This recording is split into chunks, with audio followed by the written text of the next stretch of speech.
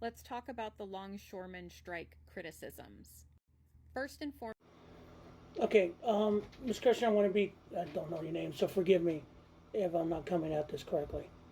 Um, so, this is my take on it, and I apologize.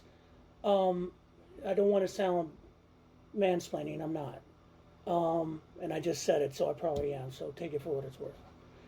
I'm a retired Teamster, Local 896, Joint Council 42. The thing about Daggett that bothers me is that video he said about shutting everything down. I get it.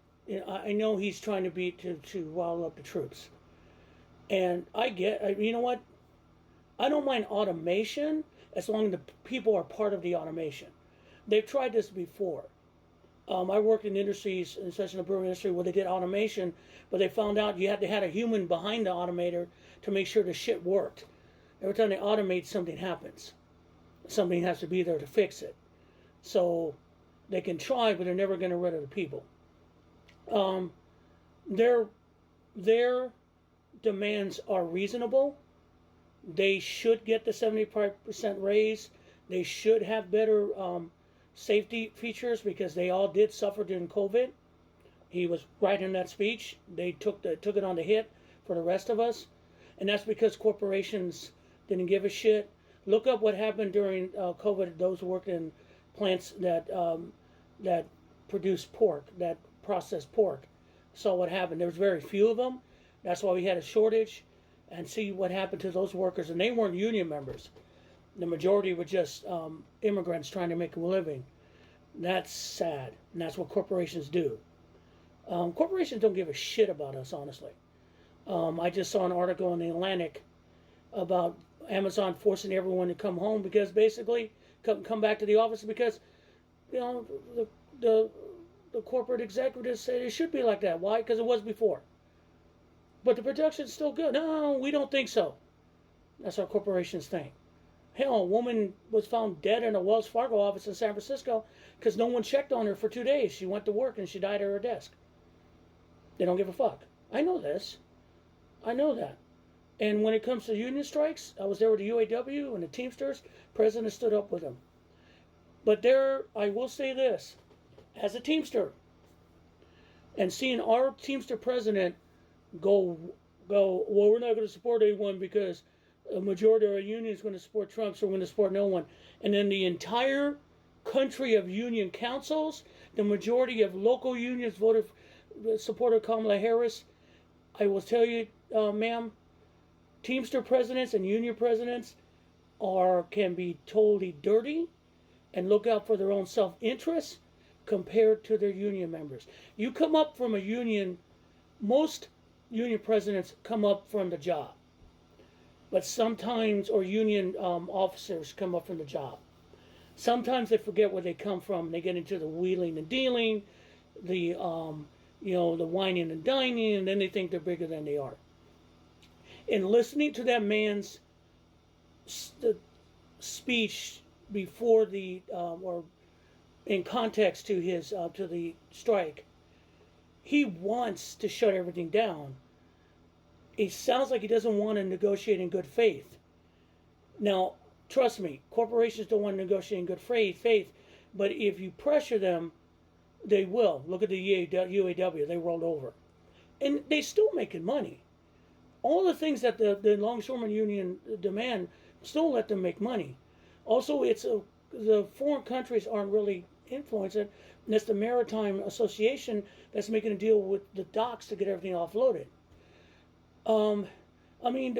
There's hints now of people hoarding toilet paper. That's not a good sign. And what worries me about his speech is that he wants Biden to force him to use the Taft-Hartley Act. You can force a union to go back to work for 90 days as a cooling off period. Biden says he doesn't want to do it. They want to force him to do that to make him look like he's anti-union. So, there are too many questions about this for me. As a union member, as someone who's been in negotiations and been on a strike, there are too many questions about this guy. The Trump thing. his attitude. The negotiations just seem weird. So, and his statement that he wants to shut it all down to prove who they are. Dude, you don't have to do that. We get it. We saw that in 2020. Negotiate, force them, compromise a little, and then make sure everyone's working and let's get going. Because shutting down the economy isn't going to help you. And if it does help Trump, do you really think that's going to help you in the longshoremen in the long run? Really? That's the thing that bothers me. If he's working for Trump, or he has Trump connections, or someone's under the table, he's not going to get what he's promised. And they will turn on him. It's what they do. So I have many questions about this. I am concerned that one man may make a decision that could affect us all and push us back to 2020 in the only effort not to help the union and help his brethren, but to help himself. And that is something that's happened before from someone who knows his business, who is a Teamster, retired, who has seen Teamsters and know Teamster history, that it is not out of the realm of possibility that this team president, that this Daggett fellow can be on the take or is doing something down on low to benefit himself. It's happened before. I don't want it to happen. I want these guys to get the money they want. I want them to be safe. I want them to not worry about automation. I want them to get what they want. But I want to make sure they're getting what they're getting represented by someone who cares about them and not himself. Because look at what happened with the Teamsters just recently. Sean O'Brien set this up for himself. And the majority of us said, oh, hell no. We've seen this act before. And I'm concerned that the longshoremen are in the same boat. Okay, that's a bad pun, but you know what I'm saying. I don't want that to affect their negotiations. Because that's the thing. If this guy has any kind of, if he doesn't come out and say, hey, no, this is what we're doing, this is how we're doing it, the companies will use that against them in a negotiation.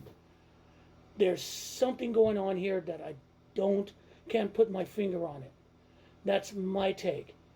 I want this to be a legitimate strike. I want them to get what they want. But I sure as hell don't want all of us to pay because one man thinks he can run everything and get something for himself at the expense of the country and his fellow union members. My take.